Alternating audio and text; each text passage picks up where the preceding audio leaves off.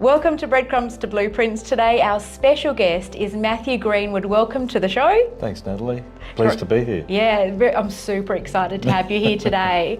So, well, Matthew is an extraordinary individual.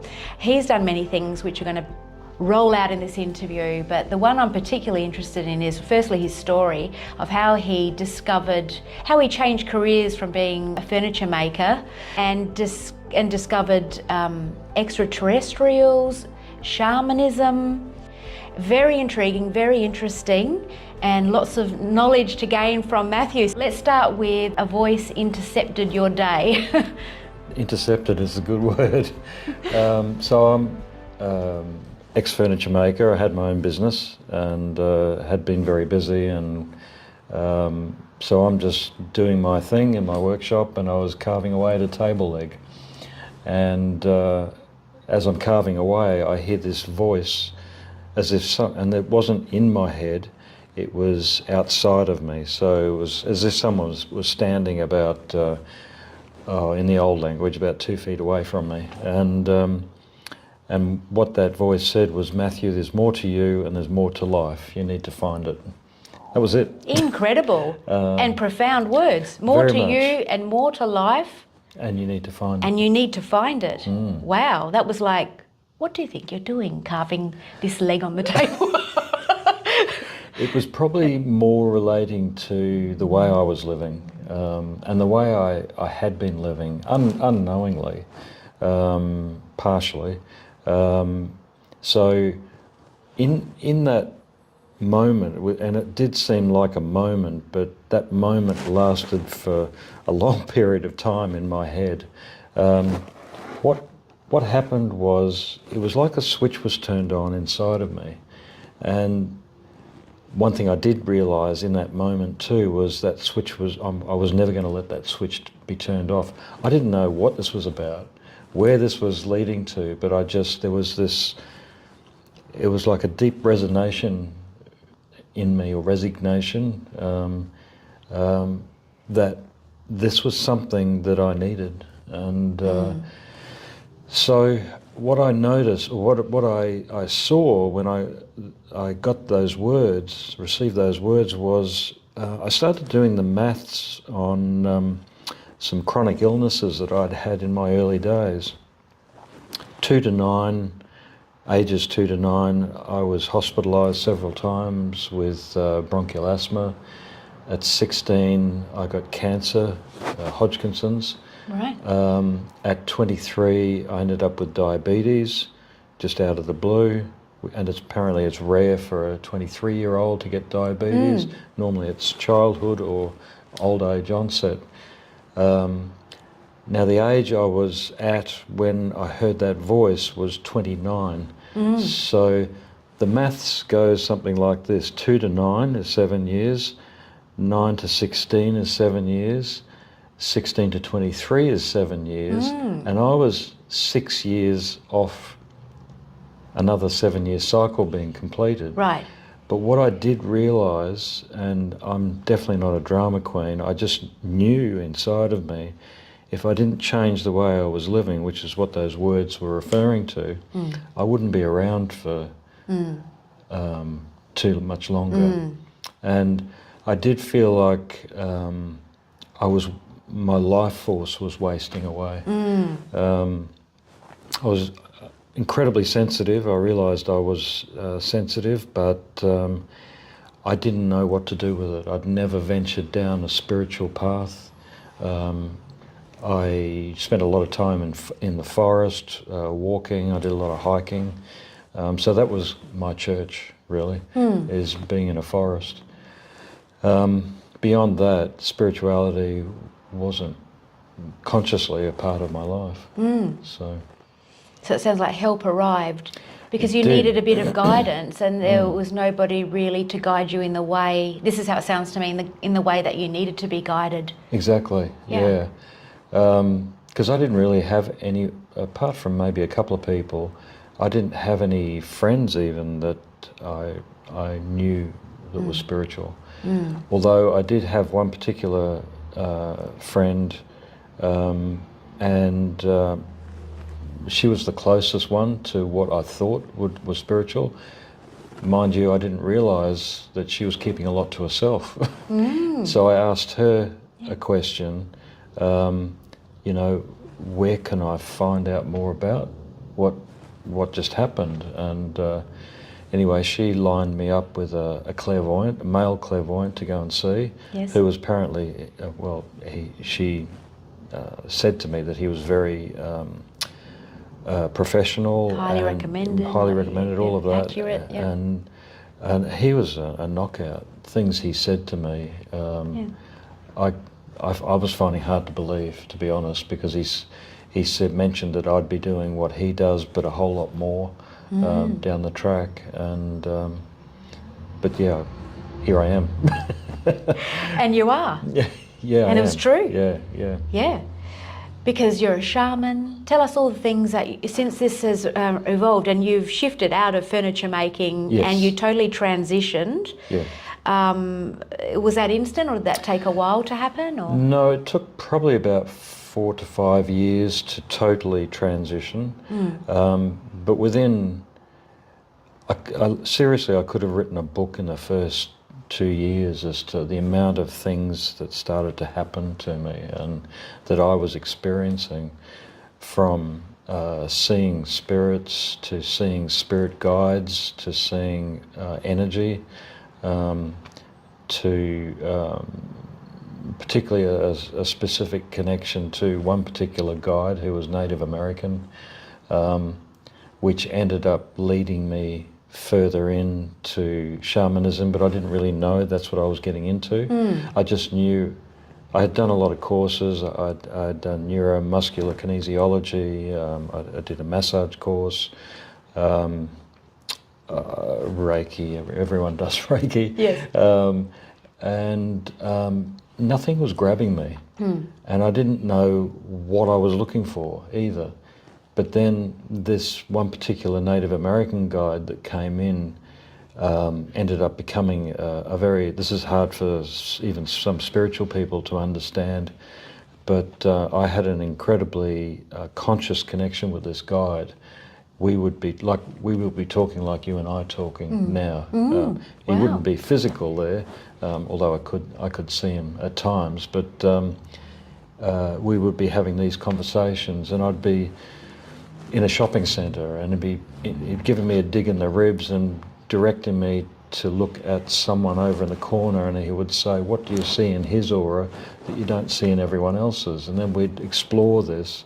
Incredible. We'd never do anything, but just observe. Yeah, learn. And we'd be talking this over in our heads, in my head, and I'd start learning more about auras and more about people, and right. And eventually that led on to working with clients who needed this kind of help you can't get just anywhere, which relates to energy manipulation from someone that wasn't particularly nice, let's say that, and another practitioner, male practitioner, and I've since done a lot of work around that over the years with clients.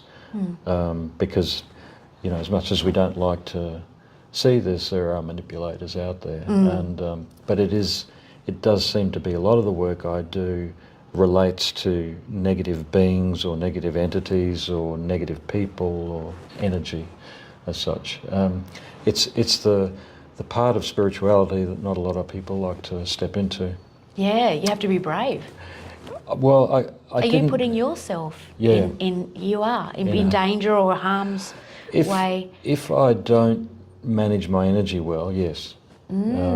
So part of this, of what I teach, is about managing your energy for spiritual people. Because one thing that I learnt very quickly in the piece was, and a lot of people would comment about this that was spiritual, was that they were acting like they were a victim to their sensitivity, to their empathic abilities. And that's a gift. That's is intelligence. That's tapping in. But a lot of people don't have the education around how to manage that. Yes. sensitivity. Yeah, there's no education around that. No, not at all. And so Yeah. this is where I stepped in. Yeah, your And work's really needed. yeah, this grounding aspect is very important. Long story short, that ended up leading me also to going to live with the Lakota Indians in South Dakota. So, Oh my goodness. Because of the guide? How did that happen?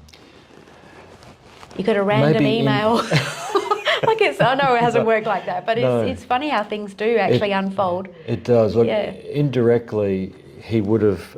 I had that Native American connection anyway. Yes. In my thoughts, you know. Yes. And in here, but I'd never met one.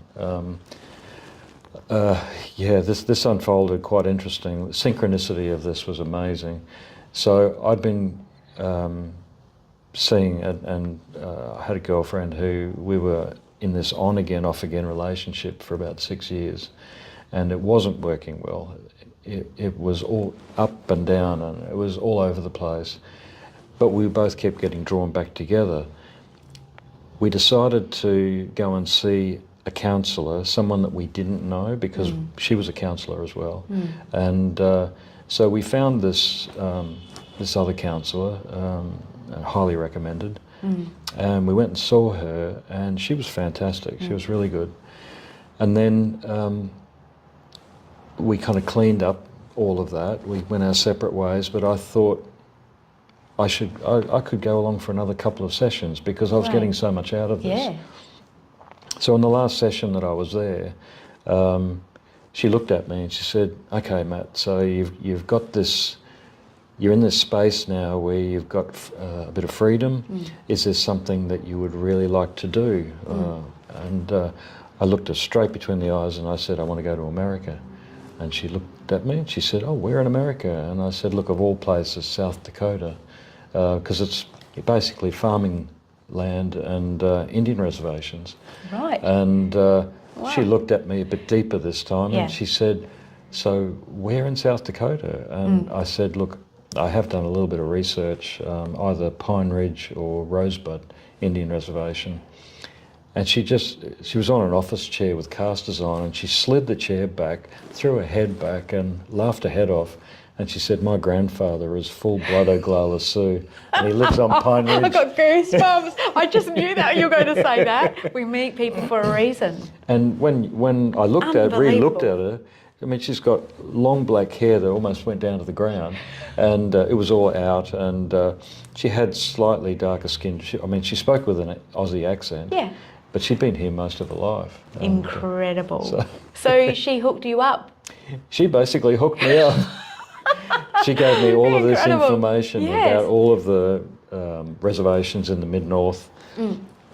Obviously South Dakota was there, and I just wrote and rang these numbers of the tribal elders, and until I got a heart connection with someone, and it always works that way for me. Right, nice. As soon as I got that heart connection, I knew, and it was Rosebud, and the elder has now passed away, but had this beautiful connection with the chief elder on Rosebud, and he set me up with a family to live with. His name was Rosebud, sorry. No.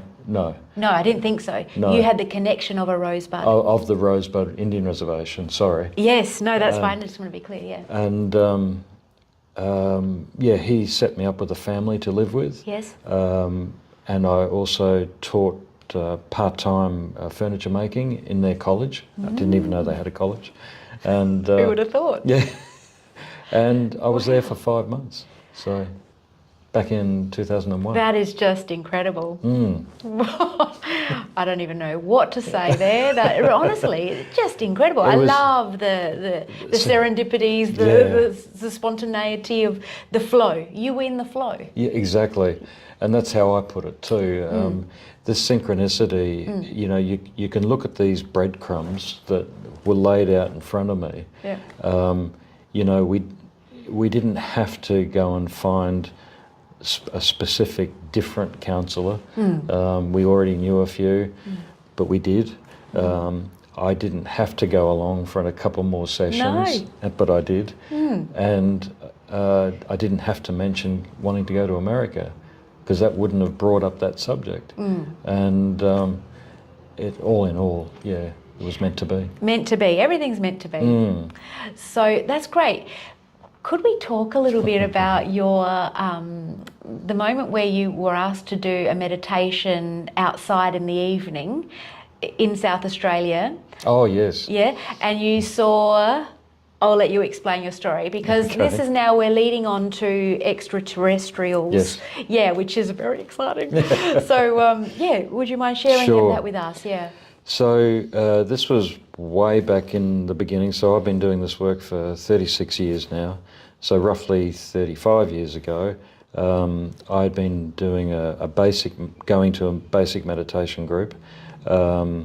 I stopped going there and then went to a slightly more advanced meditation group, and the people that ran the group asked me if I would like to go to a meditation at night up on Black Hill Conservation Park. It's a place that anyone can go to, but we would go up there at night, possibly when you're not supposed to. We would take a blanket up there, and they explained it as open eye meditation, looking up at the stars, with Beautiful. the hopeful result of connecting with galactic beings. Okay, so that's the intention. That's the intention, and I'd never done anything like that before, and I thought, why not? Let's give it a go. Haven't done that one. I'll do anything once, just about. That's amazing. So went up there. There were 5 of us, I think, and we were laying down on blankets, and we were joking and you know, saying all kinds of silly things and laughing. And anyway, it was really interesting. There was this dead silence all of a sudden, and it was really quickly. There was just a silence.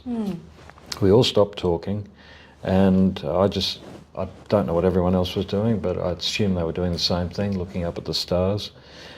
And but as I looked up, there was an area about that size as I'm looking up, and it was as if the stars were on a piece of paper that was like that. And because it looked very blurry. Just one piece of the sky. Yeah, and it was a slight oval in shape. Right. As I focused, because I'm going, oh, what's that? Like a portal. Yeah, and it was. It was my first connection with a portal. So this is like what they show us in the movies. Yeah. It's come from somewhere. Yeah. Wow. So it was basically, I believe, the other guys didn't see it. So it was there for me, which I found interesting. And I didn't realise that until some time after, because I thought, I didn't know where the others were, as in the 4 that were there with me.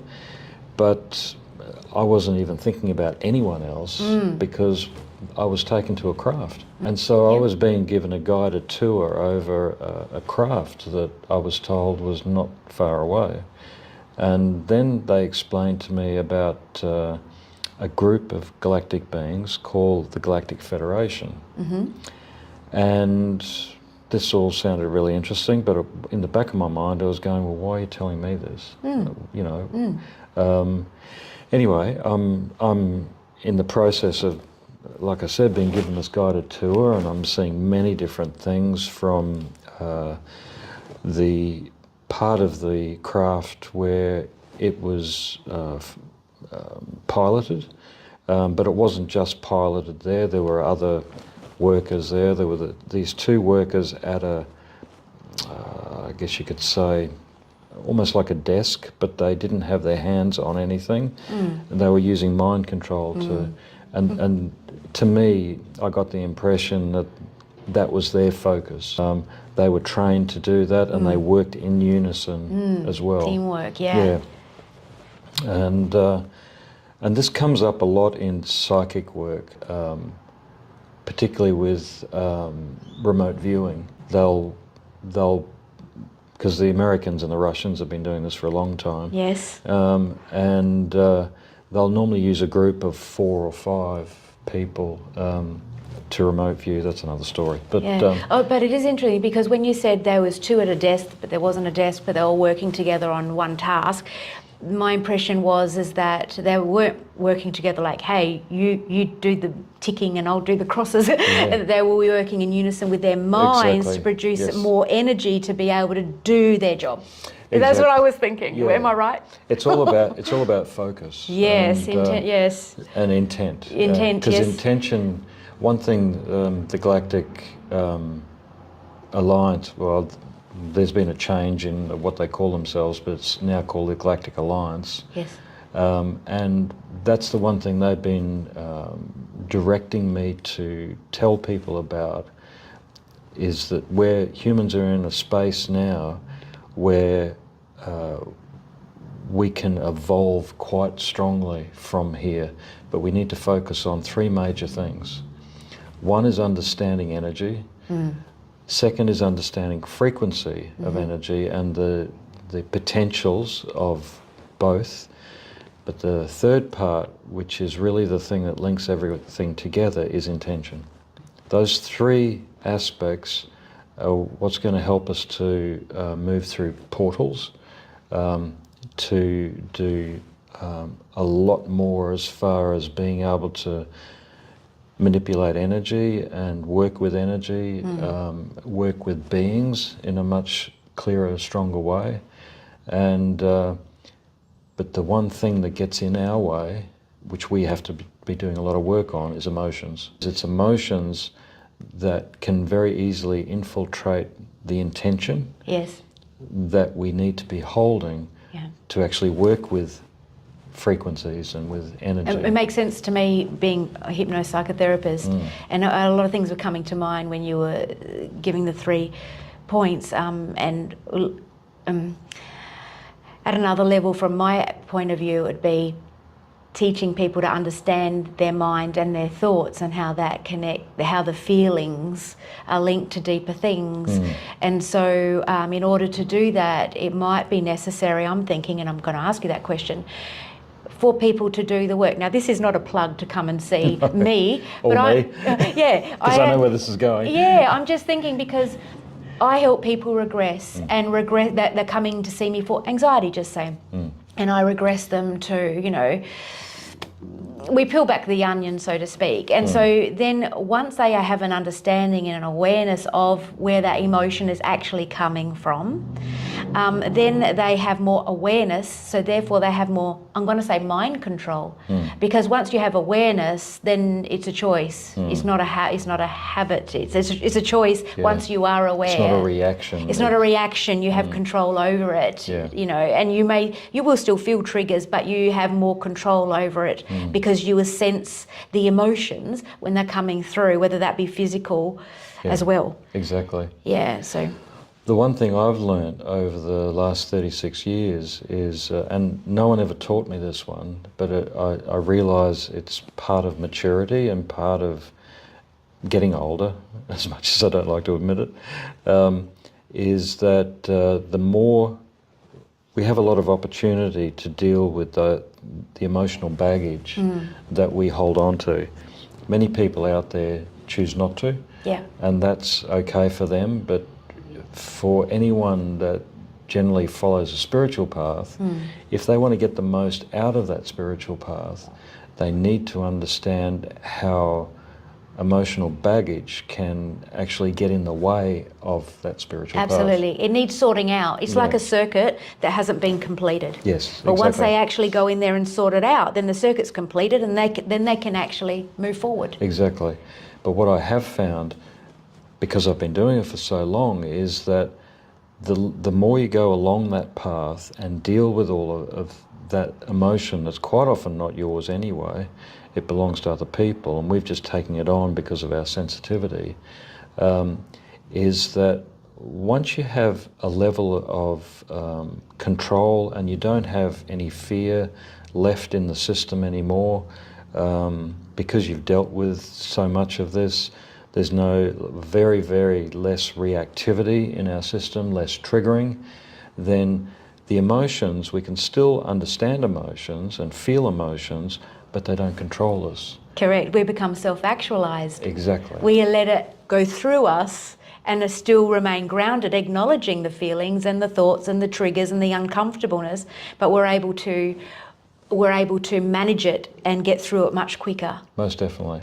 Yeah. And this is what is going to allow us to be able to hold a much stronger intention, to be able to even adjust our frequency through thought, and be able to change our energy through thought. Yeah. So, okay, so you're on a spaceship.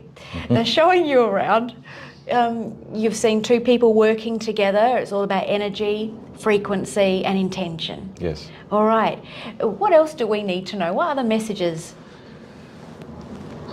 Big question, I know. The one major thing that they've been telling me for the last probably 20, 25 years now is that it's not that we're not that far away, and in our lifetime we will be seeing different galactic beings face to face. It may not be insectoid beings yet because people have to adjust to that one. Absolutely. But there are many species of galactic beings out there that look just like us, or look very similar. And this will most likely be who we end up seeing first. Although I just had a meeting a couple of weeks ago. I took a client out to Mount Crawford Forest, where there's a lot of galactic portals out there, and I do end up connecting out there, and I've taken groups of people out there to do the same. Beautiful place. But I've actually found a portal out there that wasn't a galactic one, it was an inner Earth. Oh, wow. Yeah, and this was exciting. Yes. Because they've been purposely off our radar because of really what humans have been doing to the planet. And they reside on the planet, just inside the planet. I've heard this. And so they haven't wanted to communicate with us. But what I've been told is that the Galactic Alliance have been in a great deal of communication with the inner Earth beings, and it may end up being them that we see first. Interesting. But in the end, I've already seen two physically. Have you really? Yeah. How exciting, please tell us. The first one was, and these were both at Mount Crawford Forest. Really? Yeah. Wow. And the reason why is because most of the Adelaide Hills, but specifically the Mount Crawford Forest, is on a bed of quartz. Oh, I noticed that. Lots of quartz stones in the area. So it's a very high frequency. Yes. And even the forestry know that. Right. Because have known and know the current head ranger out there. But the previous one, I probably talked to him more about this, and he never says much to people, the general public, about this, because I'll end up getting people out there with picks and shovels digging for quartz. Yes. But there are examples of this in the Adelaide Museum of crystals up to 3 foot long in clusters, clear, single terminated, absolutely amazing specimens. But they can be found in different areas of the Adelaide Hills. So there'll be a rush out there with detectors now. Maybe I should blur out with the locations. We don't want people going there ruining it. No. Yeah. So, sorry, what was your question again? You have seen physically two ETs, and I was wondering what beings you saw, where, how, did they speak to you? There were two. They haven't spoken to me at the time, but indirectly afterwards, yes. So the first one was looking into a reservoir. So I was standing on the bridge that goes over part of the reservoir at Mount Crawford, and I saw a water being. So he would have, from guesstimation of what I was observing, he would have stood about 6 foot tall, Mm-hmm. Quite slender in build, motley colours of greens and browns, and he had a fin, a fin that probably stood out about that far from his back. It would have started at the top of the spine, gone right down to the tailbone, slightly webbed fingers and toes. Well, I couldn't really see the toes, but I assumed they would be. Yeah. But I definitely saw the fingers. Yeah. And he also had a slight fin over the centre of the head, slightly larger eyes, and a slender face with I suppose, a slight nose, but it was more just a slight protrusion. But obviously he had gills as well. But he could breathe above water as well. So he was able to do both. But as he was walking, I'm looking that way. He was walking this way, probably about 60 metres away from me. And he knew I was there because he turned around to me and smiled, and then he just kept walking into the water. And then the other one was a bit closer. Right. So in my early days, back in Queensland where I come from, I used to hunt with a bow. I don't anymore. I can't do that stuff anymore. No, yeah. But what I was used to is going out and in hunting mode with a bow, you've got to be quiet. And so I would just walk a little bit to look for an animal. Like a compound bow? Yes. Yeah. Yeah. And so I just went in. I was out there early one morning. It was a beautiful morning, mist low in the forest, and I thought, let's see if I can see any deer, because there are a lot of deer out there. So I would move from one tree to another really, really slowly and just stop for about 5 minutes and just very slightly move my head to see if there was anything to see. And very stealth. Yeah, well, you have to be. You have to be, yeah. So I was watching where my feet were placed. You step on a twig. Yes. And, every step is calculated for silence. Yeah, and so I'm sort of coming up to this rise, and there are about 5 pine trees that were blocking out quite a range of vision. And something told me to move to the right of those pine trees. They might have been a few metres apart in distance that way, but here I just had this block vision. So I started to move to the right of these trees, and I couldn't help but see it. It was plainly obvious. A being, again, maybe 6 to 7 feet tall in the old language, was bending over and looking at something down on the earth. And he was slightly angled off, but he had his back mostly to me. And as I'm walking, I won't say what I was thinking in my head when I saw him, but it was with great excitement. And and as I saw him, I just didn't look where I was stepping. Oh, yes. Because I I was excited. Pretty excited, yeah. And so I did step on a twig, and he heard that immediately, looked around, stood up, and touched something on the side of his belt. So he was in complete body armour. Oh, and what did the armour look like? It was very bulky, but it was bright red and... Bright red? Bright red and gold. Funnily enough, a little bit like Iron Man, but much bulkier, not as slender. And wow. I know. I didn't expect you to say that. I know. I thought it was going to be camouflage and brown. No. And so, wow. There's an interesting backstory to all of this. I was approached by another one of these beings through thought. And he showed himself to me, different colouring. This was, again, bright colours, gold and silver. And what he said to me, and this all happened around COVID,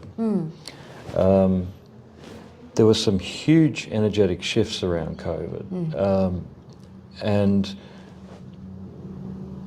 there were, I'm trying to think how to put this into words, there was resistance to them coming into our solar system.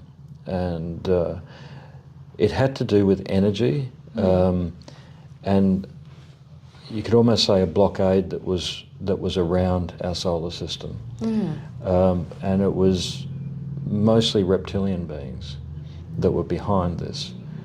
But what had happened, there was this huge energy shift, and this energetic blockade came down.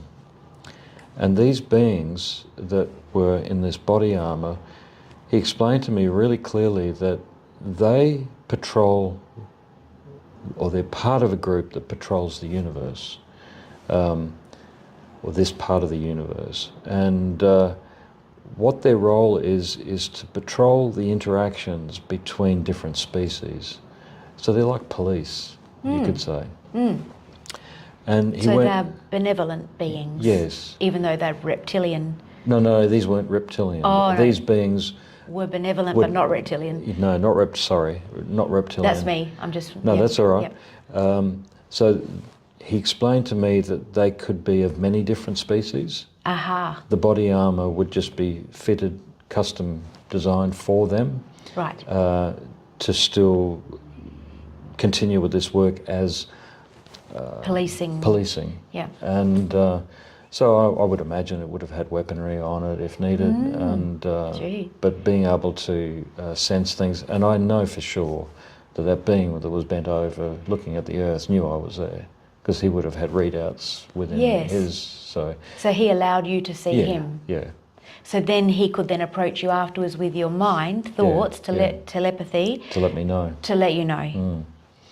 So that the one thing I've learned through all of this is that the Galactic Alliance and majority of these galactic beings that are here for good, they have an agenda that, in a positive way, that they have to keep to, as far as how much they show themselves, how much they interact with us, and how much they can help us. Because we have free will. Exactly. And that one of the rule is they can't interfere with our free will. Exactly. But at the same time, they don't want us to blow the planet up. No. And, you know, and that's been proven over and over again by craft flying over nuclear installations and the whole installation shutting down. Shutting down, that's it. Because in the Cold War, that was done on several occasions. Yes. They even showed up at meetings with politicians, high-level politicians, to shut down the closeness of how war came at that time in the 70s. So, but this agenda is changing as we change, and this is what I love about this. And what they've been telling me is that as human consciousness evolves, and it's evolving incredibly fast now, they can help us more as human consciousness evolves. So that there's this set of scales that seems to be coming to a point where it's almost even, and this is where full 100% interaction will occur. But I wondered, you know, like, yes, they want to keep things safe for their galaxies.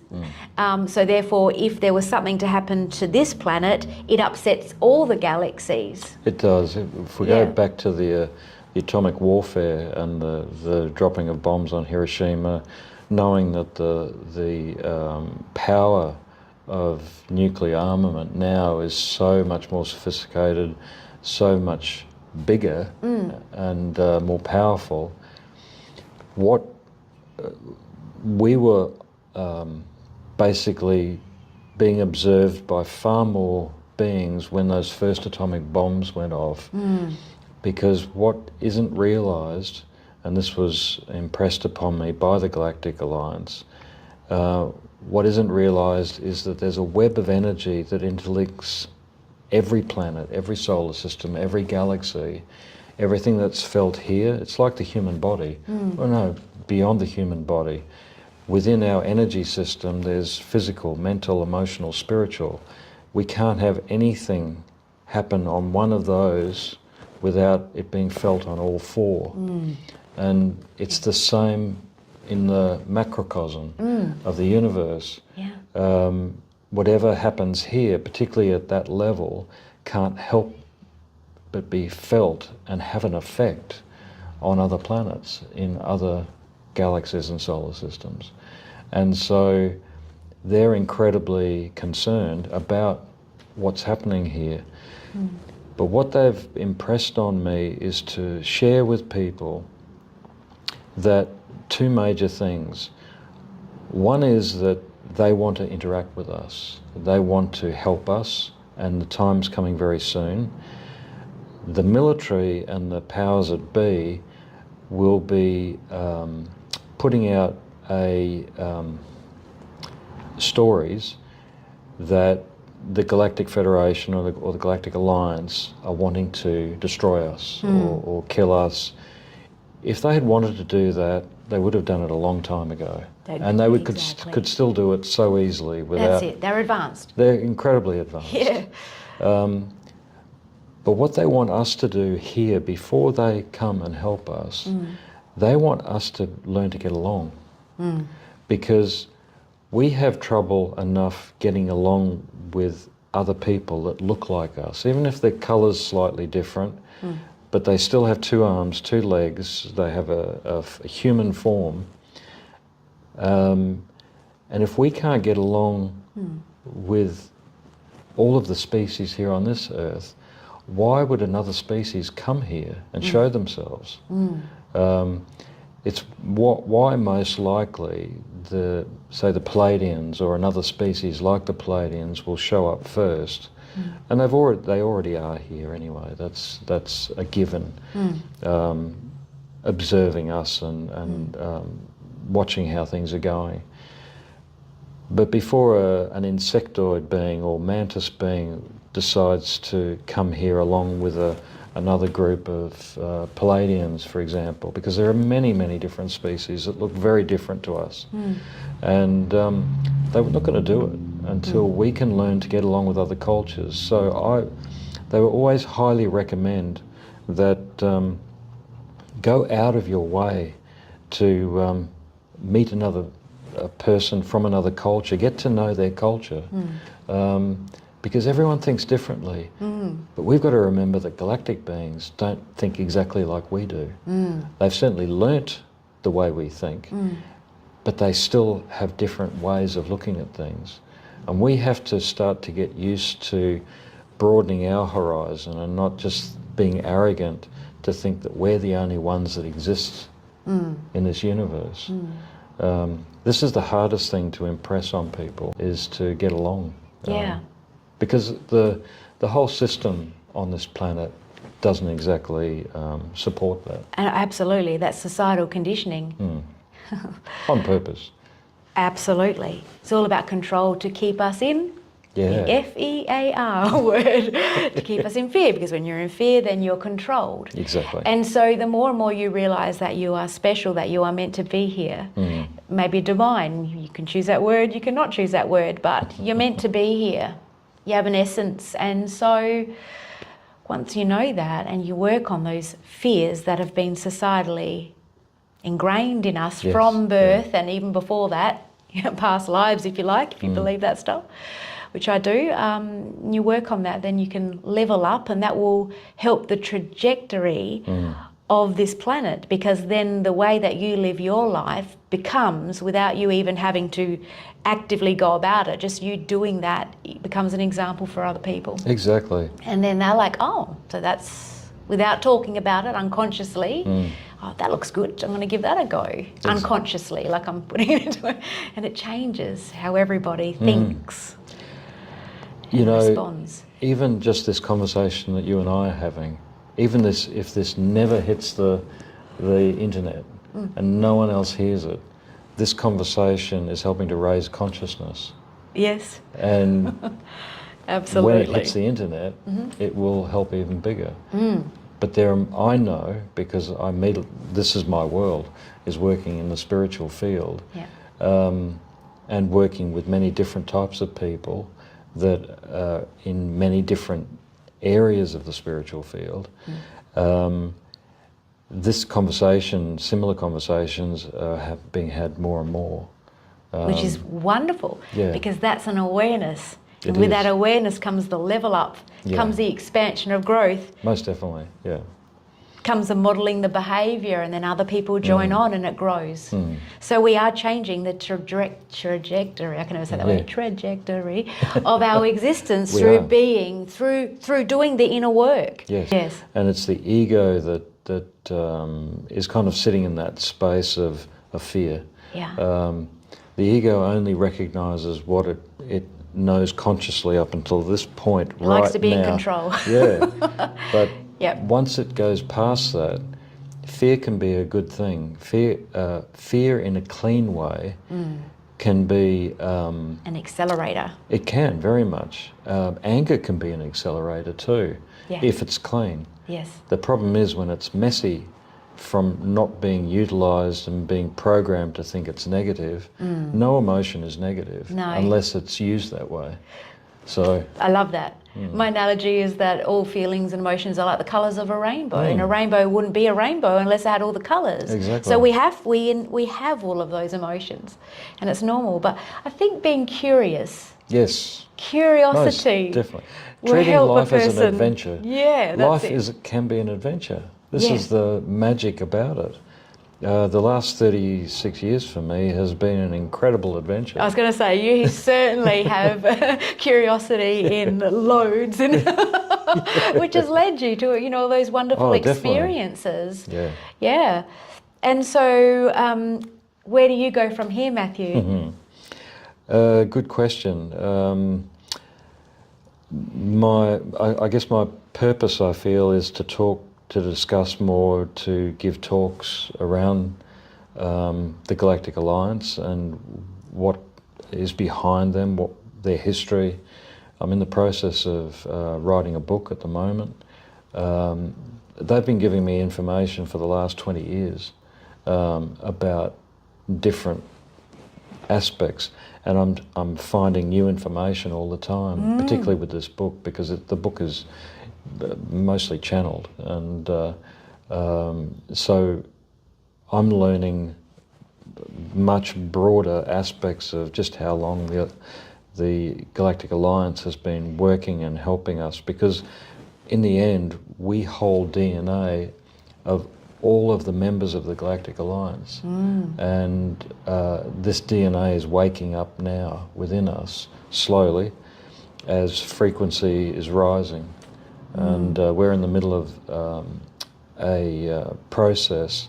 It's about a 94-year cycle of energy that we're only about 18 years in, or 19 years in. Oh, is that all? Yeah. Oh, can it's I? only the beginning. A little bit of a trajectory. That's a lovely word I keep using for some reason when I can't say it. The sun. Did you notice it last week? It was sort of rainy. Anyway. In general, the sun has become very crisp and bright, almost like a silvery. Am I the only one seeing that? Because I'm like, come outside, family. You've got to see this. I've never seen the sun. So, it's not yellow anymore. It's white, silvery white, intense. Yeah, this all relates to this raising in frequency, because it's not just happening on the Earth. This whole sector of the universe is raising in frequency. Even the Galactic Alliance dealing with their energy systems raising in frequency. Right, affecting them too. Yeah. Goodness, okay. So this is real. I'm not making it up. The sun is brighter. Everything is being affected. Everything. Planet Earth is the frequency of the planet is changing. We have what is the way of the Shaman resonance? Yes. So the Shaman resonance, and this is a scientific thing. It's a way of metering the current frequency that the planet's running at. The Hertz frequency. Yeah. And so this is changing dramatically all the time. What it was 20 years ago is no longer the same. The Shaman, we will wrap this up soon, but the Shaman resonance in Hertz frequency, do you remember what it is? Oh my goodness, 440 something. That's what I thought it was, 442 or something. Yeah, something 442. Like I just because I used to sell flutes. Right. And the most popular flute was about 442 because it's the frequency of the earth. Aha, that was just a side thought, because I was going to relate that to when we're meditating actually, and the frequencies, the brainwave frequencies that we attain during meditation. When we're having a good meditation, our brainwave frequencies are usually that Schumann resonance, because then we're resonating with the frequency of the earth. So it's a real thing, and that whole grounding and earthing is a real thing. Oh, very much. The issue that people are having now is because the Schumann resonance is spiking a hell of a lot, and that's because of these changes, because of the solar activity, the changes that are going on within the sun. As frequency rises, it's affecting the earth, which is then affecting us. Our emotions and feelings and energy levels. Yes. I've been waking up for the last 3 months roughly at 5 o'clock in the morning and feeling great. Heaps of energy going through all day, 10 p.m. at night, then going, I probably should go to sleep now, but I've still got a lot of energy. Exactly. Isn't that strange? I've never been like that in my life, and I can hand on heart say that. Yeah, look, there's been a lot of different experiences like that. So, if we go back probably prior to 6 months ago, people were waking up at between 2 and 4 in the morning and just sparking awake, like, what do I do now? Yeah. The thing is, it's probably the most, the best time to meditate. It's when technology is at its lowest. Oh, yes. It's when there's a stillness in the air on a spiritual level as well, and it's probably the best time to actually find yourself. Go for a nice moonwalk. Yeah. Sounds nice. Thank you so much for your time. My pleasure. Today, just amazing. I hope you've all had a wonderful time listening to Matthew share his experiences, and can't wait for your book to come out. Have you got a running title for it yet, or to be continued? To be continued. Yeah. All right, no worries. So be and that's lovely. not the title. No. Of course. And there's so much more we could have covered in this interview, but perhaps we'll do another one if you're game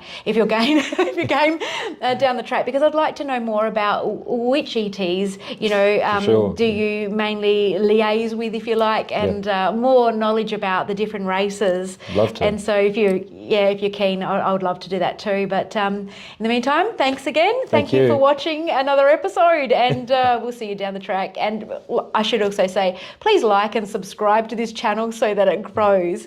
It will get there slowly. Okay, thanks so much. Bye Thanks, for now. Natalie. Bye.